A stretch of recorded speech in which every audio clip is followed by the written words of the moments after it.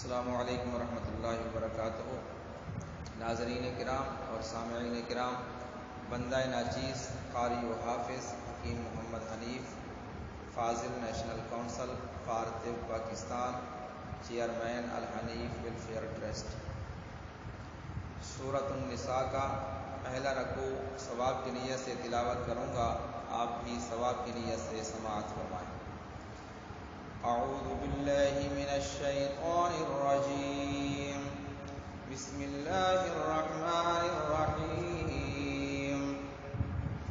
یا ایہا الناس اتقوا ربکم الذی خلقکم من نفس واحدۃ وخلق منها زوجها وبث منهما رجالا كثيرا ونساء،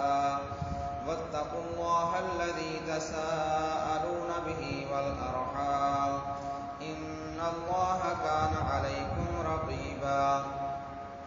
وآتوا اليتامى أموالهم ولا تتبدلوا الخبيث بالطيب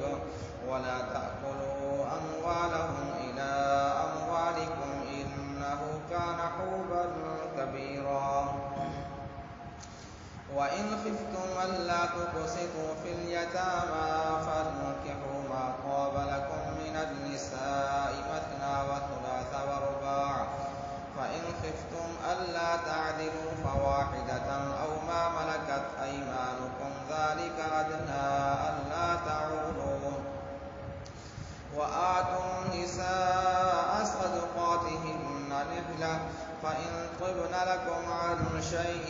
منه نفسا فكلوه هنيئا مريئا، ولا تؤتوا السفهاء أموالكم التي جعل الله لكم قياما وارزقوهم فيها واكسوهم وقولوا لهم قولا معروفا، وابتلوا اليتامى حتى إذا بلغوا النكاح فإن آنستم منهم رشدا فادفعوا إليهم أموالهم ولا تأكلوها إسرافا وبدارا أن يكبروا،